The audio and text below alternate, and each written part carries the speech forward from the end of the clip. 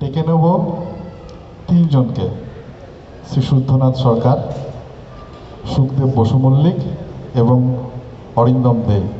আরেকটি নিবেদন নিয়ে আসছে আপনাদের কাছে।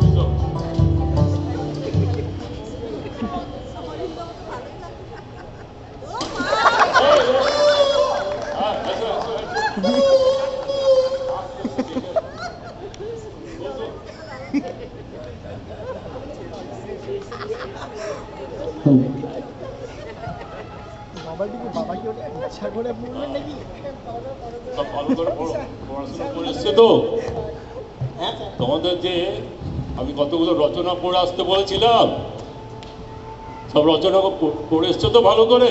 হ্যাঁ স্যার, পড়েছি। তো শোনো, তোমরা একটা রচনা বলো আফ্রিকা মহাদেশের ওপরে। আমি বলবো স্যার? না তুমি বলো। হ্যালো, তুমি বলো। স্যার তুমি বলো আফ্রিকা মহাদেশের উপরে একটা রচনা বলো। স্যার, আফ্রিকা মহাদেশ হইল পৃথিবীর দ্বিতীয় বৃহত্তম মহাদেশ। আচ্ছা। এই মহাদেশে পৃথিবীর অন্যতম মরুভূমি সাহারা অবস্থিত। আফ্রিকা মহাদেশের বেশিরভাগ অংশ জঙ্গলে ঘেরা, আর এই জঙ্গলের মধ্যে নানা প্রজাতির পশু পাখি দেখা যায়। আর এই পশু পাখিদের মধ্যে হাতি হচ্ছে অন্যতম। আর হাতি হলো এই পৃথিবীর স্থলভাগের সর্ববৃহৎ এবং শক্তিশালী প্রাণী। আর হাতির 2 সেন্টিমিটার মতো দুটো বড় বড় কান আছে। হাতির দেহের তুলনায় লেজটা একটু পুচকে পড়া, আর হাতির চোখ দুটো মিনমিনে। আর হাতির সামনের দিকে একটা ক্রেনের মতো সুর আছে। আর হাতির মনে এত আনন্দ আর এত ফুর্তি যে সব সময় দাঁত বাইর করে রাখে। স্যার, এই আফ্রিকা মহাদেশের রচনাটা কেমন হইল স্যার? হ্যাঁ, বুঝলাম। এবারটা আমি বুঝতে পেরেছি হাতির উপরে সব পড়ে এসছে। আজকে হাতি নিয়ে চালাবে মনে হচ্ছে। আচ্ছা, দাঁড়া তোকে আমি, আচ্ছা তুই এক কাজ করতো, তুই শরৎকালের ওপর একটা রচনা বল দেখি। হ্যালো, তুই শরৎকালের উপর রচনা পারবি তো? পারবো। এটা আমার কাছে জল ভাত রে, জল ভাত। বলো। স্যার, আমাদের দেশ হইল মৌসুমী বায়ুর দেশ। আর মৌসুমীর বায়ুর বৈশিষ্ট্য হলো ঋতুচক্র। আর এই ঋতুচক্রে 6টি ঋতু থাকে। তার মধ্যে একটি হলো বর্ষা ঋতু বা বর্ষাকাল। আর এই বর্ষাকালে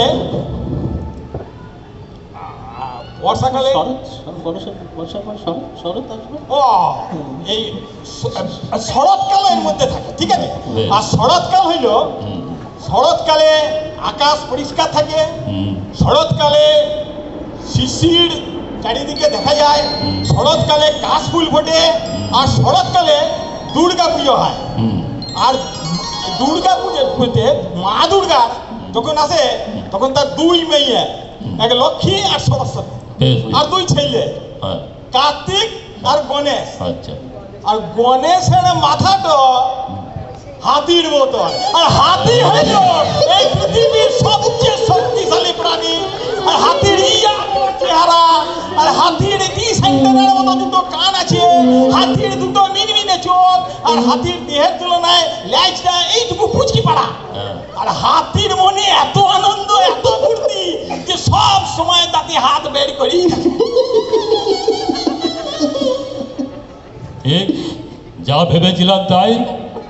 এবারটা হাতি, দাঁড়া হাতি দিয়ে আছে, তোকে আমি কীভাবে জব্দ করি আমিও জানি তোকে কীভাবে জব্দ করতে হয়, দেখছি আমি। তুই এরপরে তোকে আমি একটা বলছি এমন একটা রচনা বলবো, দেখবো তুই আচ্ছা তুই এক কাজ কর, তোকে এবার ইতিহাসের উপর একটা রচনা দেবো। তুই তাজমহল তাজমহল নিয়ে একটা রচনা বল। বল। ফেলু, তুই তো এবার বিপদে পড়ে গেলি রে। তাজমহলের মধ্যে তুই হাতি কি করে আনবি? আনতে পারবি? পারবো হ্যাঁ, বল বল। এই তাজমহল হইল হুম পৃথিবীর 7টা আশ্চর্যের মধ্যে অন্যতম। আর তাজমহল আমাদের এই ভারতে আগ্রায় অবস্থিত। বেশ। সম্রাট শাহজাহান হুম তার প্রিয়তমা স্ত্রী মমতার স্মৃতির উদ্দেশ্যে মমতা, তুই দেখছিস মানে তুই তো জেলে যাবি, আমাকেও জেলে নিয়ে যাবে। স্যার, আগে কি হলো স্যার? মমতাজ ও স্যার, মমতা। ও আবার প্রথম থেকে শুরু না না, বইয়ে বরকিজ্জাটা না ইঁদুরে ঠিক খেয়ে আছে। দিয়েছিল। বলতে হবে। স্যার, আমি প্রথম আবার থেকে প্রথম বলবো থেকে, প্রথম। বলবো প্রথম থেকে। হ্যাঁ, প্রথম স্যার, থেকে। স্যার, তাজমহল হইল পৃথিবীর 7ম আশ্চর্যের মধ্যে অন্যতম। হুম তাজমহল আমাদের এই ভারতের আগ্রায় অবস্থিত। হুম সম্রাট শাহজাহান তার প্রিয়তমা স্ত্রী মমতার জন্য স্মৃতির উদ্দেশ্যে মার্বেল পাথর দিয়ে এই তাজমহল তৈরি করেছিলেন। বেশ। আর মার্বেল পাথর তৈরি করার সময় সেই সময় খুব ভারী যানবাহন লাগতো, সেই সময় ছিল না। তাই সেই সময় মার্বেল পাথর বহন করার জন্য 1000টা হাতি ব্যবহার করা হয়েছিল। আর হাতি হইল এই পৃথিবীর সবচেয়ে শক্তিশালী প্রাণী। হাতির হ্যাঁ, এই ডিসেন্টেনার মতো বড় বড় দুটো কান আছে। হাতির দেহের তুলনায় লেজটা পুচকি পড়া ছোট। হাতির মিনমিনে দুটো চোখ আছে। আর হাতির মনে এত আনন্দ, এত ফুর্তি যে হাতি সবসময় দাঁত বার করেই থাকে। স্যার, তাজমহলের রচনাটা কেমন হইল স্যার? হ্যাঁ হ্যাঁ, বুঝতে পারছি। দাঁড়া দাঁড়া, আমিও অনেক বছর ধরে মাস্টারি করছি, কিভাবে ছাত্রকে জব্দ করতে আমি জানি। দাঁড়া, তোর আমি ব্যবস্থা করছি। এবারে এমন একটা দেবো না, একটু দাঁড়া, আমায় চিন্তা করতে দে।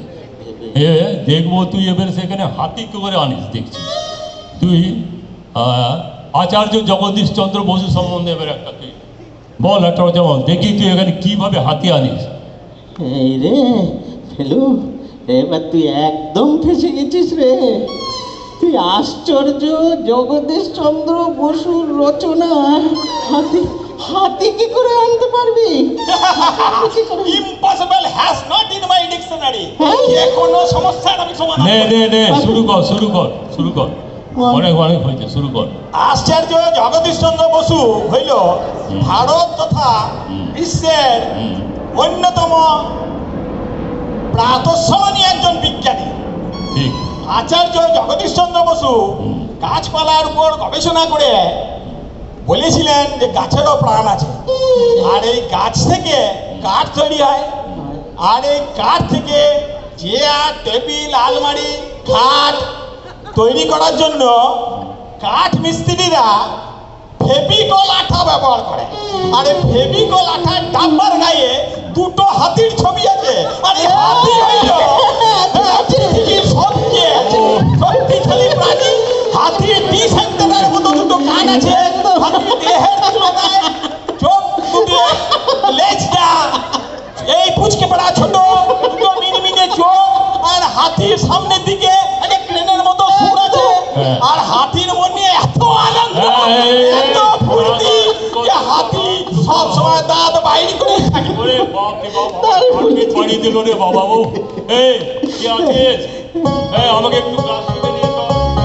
চলো আমরা এই তো অনেক নিয়ে আসিস, আয়। আপনাদের কেমন লাগলো আমাদের কমেন্ট করে বলবেন, যাতে পূজার সময় আরো দু একটা নাটক করতে পারি। ব্যবস্থা করবেন। নমস্কার। ব্যাস, পুজোর হল বুকিং এখনই হয়ে গেল। গোপাল মাইক্রোফোন পড়ে যাবে। আমরা